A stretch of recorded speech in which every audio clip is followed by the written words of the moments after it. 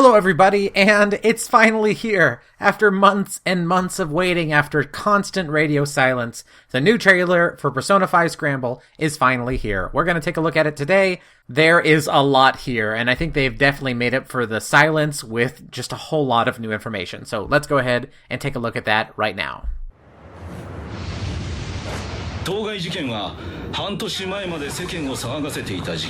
Alright, so if you want to know what they're talking about in this trailer, I have already released my full English translation version. I'm going to link it up on the top right of the screen right now, but let's just go ahead and move on with what I see. And right here, we can see that there's some kind of new problem with these things that are taking people's hearts quite a little bit more literally this time.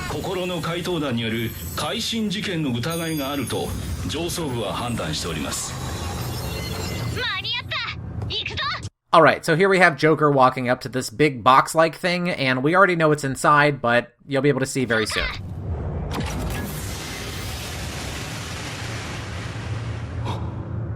Yo, Kaito-dan.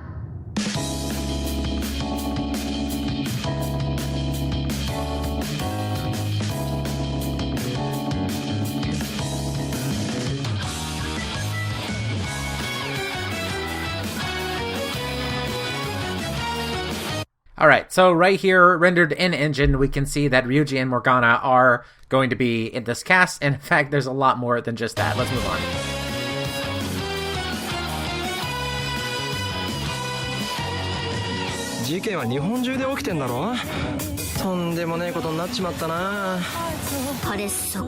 Alright, so right away we already knew that our main location was Shibuya, and here is the famous Shibuya 109 building, which I suppose has been corrupted to the Shibuya 705 building.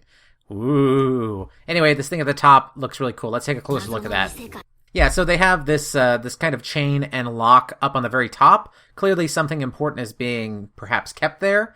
I am begging to see more.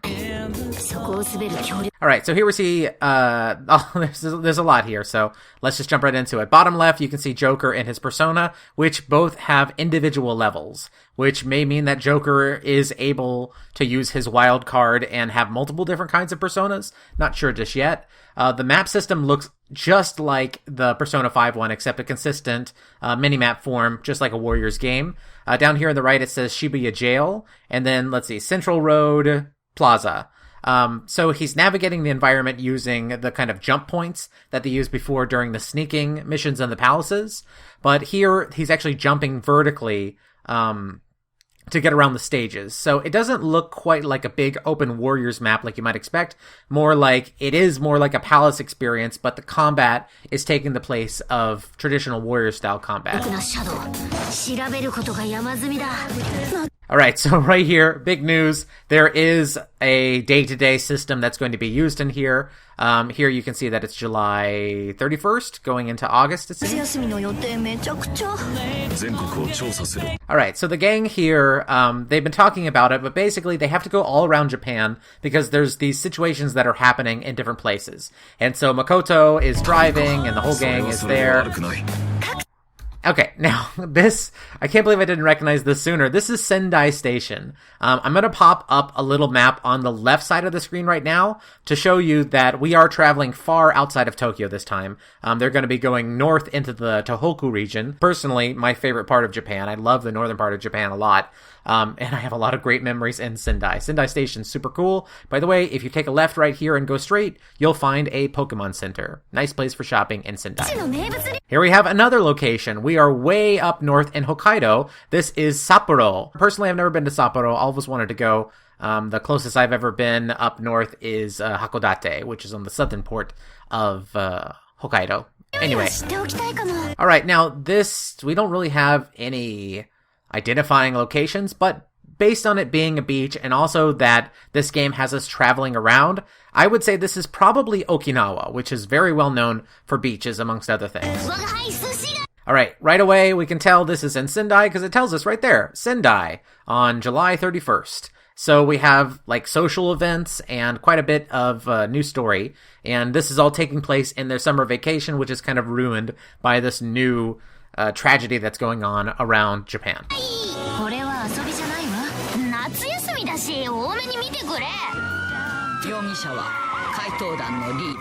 So this is the Scramble in Shibuya. A lot of identifying marks. We went into that last time. And so here you actually have a specific mission to complete, which makes me wonder if these battles are less giant battlefields and more just warriors combat in a mission-based structure. Down on the bottom, we actually have quite a bit to glean.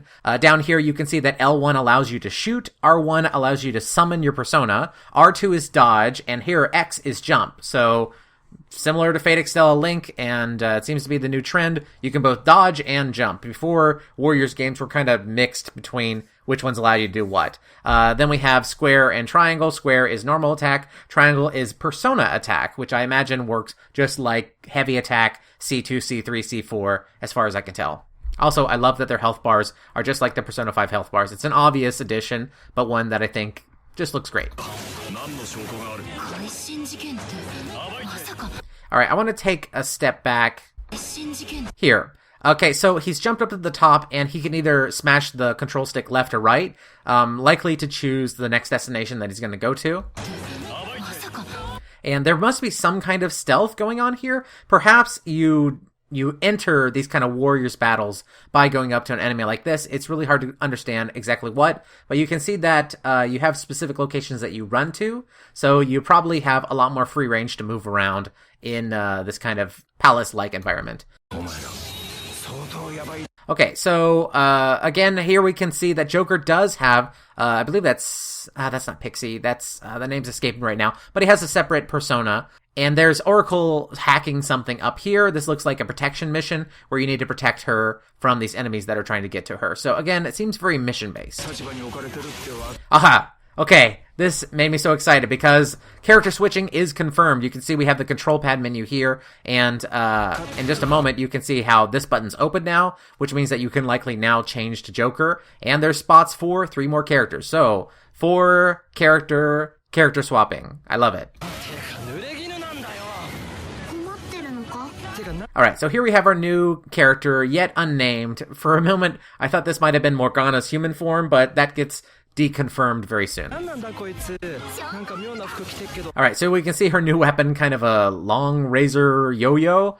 Very creative. She's got kind of this childish feel with this big oversized hoodie and such, but she has a very funny personality, and there is an interesting thing. Where her persona would be, it's that box that she was in. So she was in that box from the beginning that you see Joker touching. So perhaps she's like the catalyst to this story. The reason I thought she was Morgana because I thought this looked very Morgana-esque. Maybe she's related in a way.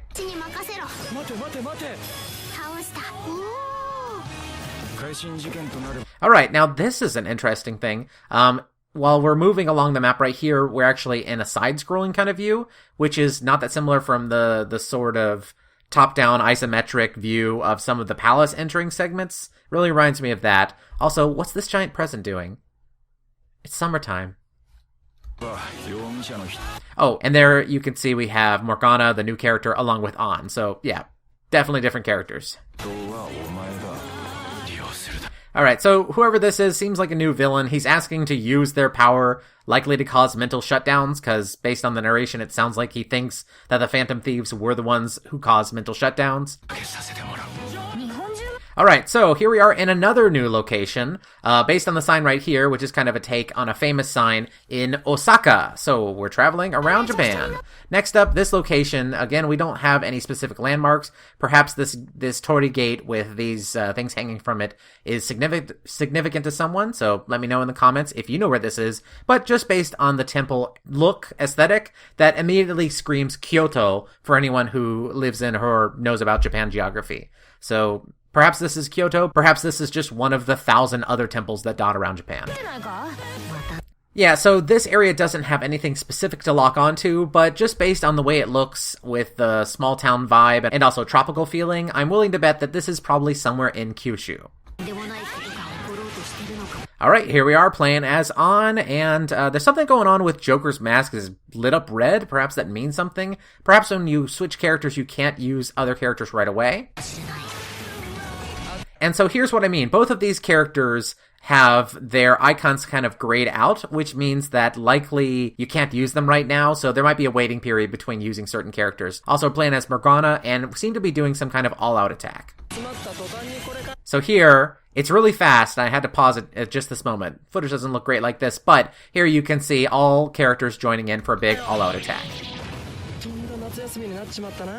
Alright, no idea who this is, but likely some kind of boss.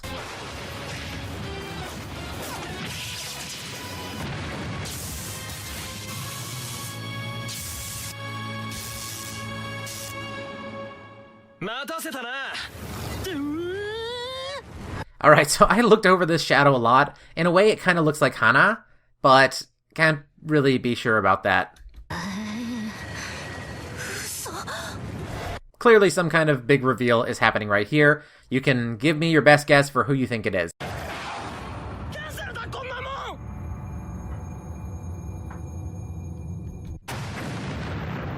Okay, just a little bit to cover here. So we have DLC already, but it's DLC for an extra background music set. People do like switching around the soundtracks when they're playing their Warriors games. I'm really not one of those people. But yeah, you can see that they have music from Shin Megami Tensei, Persona, Persona 2, Persona 3, Persona 4. I don't know, it depends on the price for me whether I'd get that. Okay, and here you can see some of the stuff that you can get if you order the special edition, but this is the Japan version, so let's just skip right over that. So, as you can probably tell, I'm super excited about this game, but I'd really like to know what you think. So, let me know your comments down below, and also if I missed anything, which is very possible, go ahead and leave that down there as well. Until next time, everybody, thank you very much for watching. I'd like to give a special thank you to my top patrons Minute Rice, Henry Gutierrez, and Ignis Isel, as well as everybody else who's currently supporting me on Patreon. Thank you all very much.